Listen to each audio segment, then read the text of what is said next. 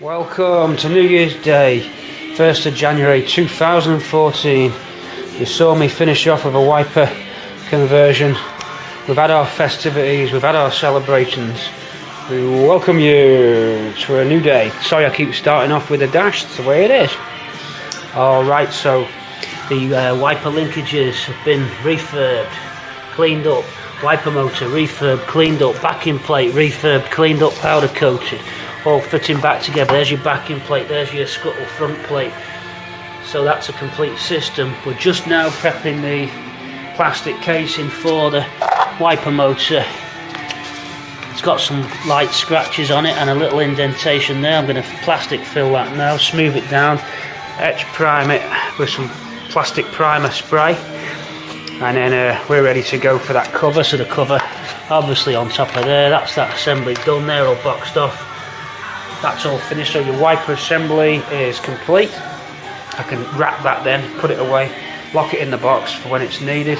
Then we'll move back, take you back to the wiring harness situation, and we'll carry on working our way through the wiring harness. We'll be putting the foam rubber onto these heater box flaps. We'll be building the heater box up, clear that bench, and let's get the heater box built.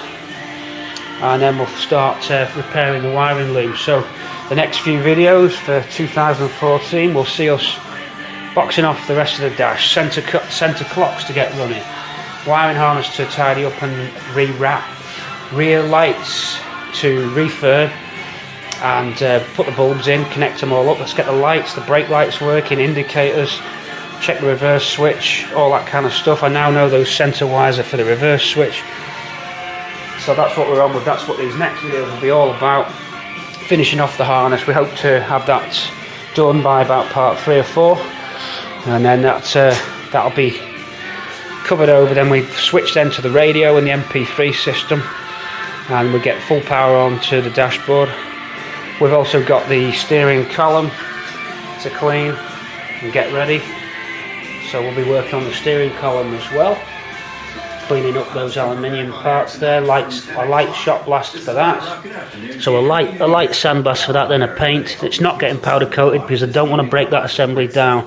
There's some snap off bolts there, don't want to disturb those. So a light sandblast on that, and then some good quality paint to finish that off. Okay, so let's switch to the prep for the plastic cover now. Let's get the plastic filler done. Let's mix this JB weld up and just fill that little hole just there, and then let's get that in its paint so I can box that area, and that's your wipers done. I'll also locate the wiper mounting bolts, lock it all together so I've got it all as one kit, so when the car comes in I'm not scrabbling around trying to find parts, and then put that in a box, wrap it up. Okay, let's get the plastic cover done. Here we go. Just working out how this foam situation works. Here's an old heater from a breaker, and you can see the foam, what's left of it, what would have been this I would have thought, breaking down, collapsing. Now I'm trying to work out what the foam's for. First, it's to seal the air when the flap shuts, and it's also to give you a smooth closing operation so you don't get a noisy metallic sort of closing action. It makes a softer touch. But I've got some foam, it's second hand. I could fit that. However, I've got this felt stuff as well, which is a lot more weatherproof than foam is. Foam will hold water like a sponge, this stuff doesn't. This also appears to work. I've just put a piece in the flap and then try and close the flap. I'm just making sure that it's able to compress it without leaving an air gap. So I'm going up like that, but it's going to work. So I'm going to not use foam. I'm going to attach these strips to the flaps with Evo stick, and I'm going to create my own seal using this felt. I think this felt's better. This is designed for weather strips on door channels, and I just think that it's better stuff. I don't like the idea of putting foam in there. It's no wonder they rotted. That's just going to collect water and just be soggy all the time. So I'm not putting foam in whilst I've got it. It's going to be a modification, so hang on while I sound the alarm. Beep, beep, beep, beep. Non-modification, non-original alert alarm. Non-original alert alarm. Car is not original alert alarm. Hold on, hold on. Car is not original alert alarm. Dive, dive, dive. Alarm, alarm, alarm. Car is not original alert alarm. Yeah, right, okay. So, I think it's an improvement. So I'm going to put felt pads on.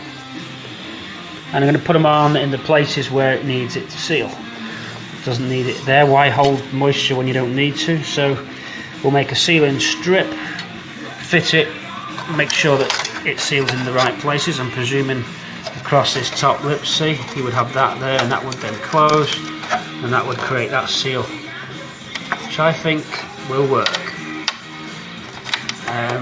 You may argue that foam enables you to get a more guaranteed seal because you can almost get a seal when it's not fully shut. So if the levers weren't compressing it, you could argue that works better than felt because I'd have to close that harder on a felt strip.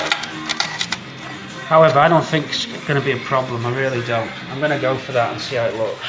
So there we are, just sort of juggling jobs while I'm waiting for the plastic filler to set on that casing. I'll rub that down soon. So juggling jobs, starting to prep myself, get myself ready to build the heater box. Got that to compare with. Got to get some countersunk rivets. Other than that, there's nothing stopping me building the heater system up. So a bit of a shuffle around, juggling the jobs, but as you can see, sub-assemblies all the time, building up sub-assemblies all the time, building them, wrapping them, sticking them into store. So you just get loads and loads of sub-assemblies, engines, axles, dashboards, wipers, heaters, and steering columns, and just you've got everything all back together. Hopefully there'll be no nuts, bolts and washers left. Although I've got an awful feeling there's going to be loads of spare nuts and bolts and washers. But that's because I've got new ones along the way, I would have thought. Okay, so let me go and get some glue. Let me cut these strips and have a little experiment while I'm waiting for the plastic filler to set. See you in a sec. Right, contact adhesive is on those strips now for the felt covering of the flap, and I've got the other flap getting ready as well.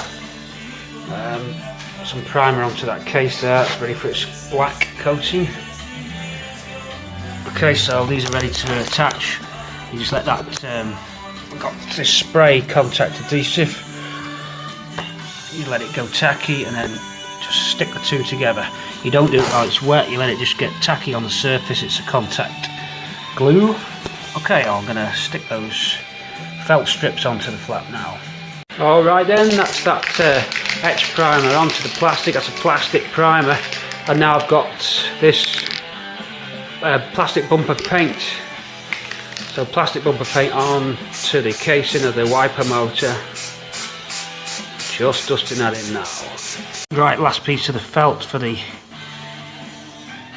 flap, at least for this side of it. There's another piece on the other side.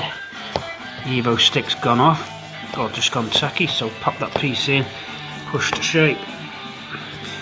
So that is now a nice felt face to the flap. This one's done too.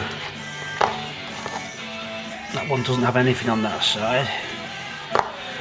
This one has another strip on its top here, so we'll fit that now. Cut that and fit that. Right then, so I've put these back together into the casing. There's the countersunk rivets in, normal rivets, and I just ground the heads off. That supports that side bracket there. So working on the heater assembly, and look how we've fitted these felt pads. We're just seeing how they work and how they seal up, and it looks good to me. See how that goes up there, and then look at that back ridge. That's working okay. That's going to seal. That gives a nice action when it lands on it. Same for this top one.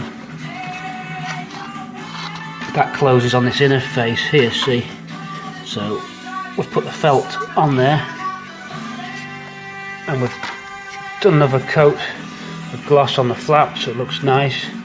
So I'm happy to put this back together now that the flap situation regarding the foam has been resolved. I'm happy that that's a good seal and a nice action to it. So we're on with a heater rebuild there. Let's put the other half together. I've got this piece to put in as well, that fits in there. So I'm gonna rivet this back together. The heater section now is going to be riveted back together and completed. We'll put the pieces on and we'll assemble it up, connect the cables and see how smooth it runs. We'll grease the cables, lubricate these hinge pins here and put it back together. So leave me now to connect the other half up, and what I'll do, I'll put you on the tripod so we can have a few clips of that. I'm working on the floor, so I'll stick the tripod here for this little job. Okay, heater reassembly, here we go. New Year's Day, by the way. Okay, two halves together. I've got the flaps to go through, the spindles on the flaps to go through, and the two halves together. So now just put the rivets back into the plastics. Quite an easy job. Just we'll go for that now, all the way round for the rivets. So rivet gun time. Away we go.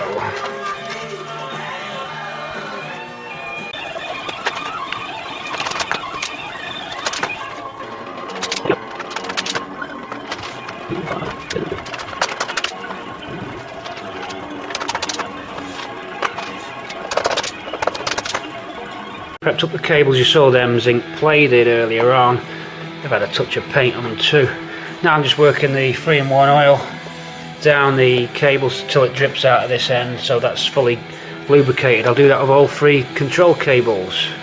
So 3-in-1 down the shaft there till it's popping out the other end, and then we're nicely done. We'll do that on all 3. Then we'll get ready to hook up to this control, clip onto there and get this running operational as it should, with the controls in the right positions. Here we go. Okay, so this cable's been prepped and colour coded. They were factory colour coded so that we put them in the right positions. Now I've done one cable. This one shows you, unless you oil these, that's stiff. So it's 3-in-1. Comes out a bit. Just trying to get it to come out the right rate there. Load the top of it up and then just keep on working the bad boy until that gets through and dribbles out the other end. So do that now for all 3. So there's your oil, there's your cable, away we go. So you can work out that.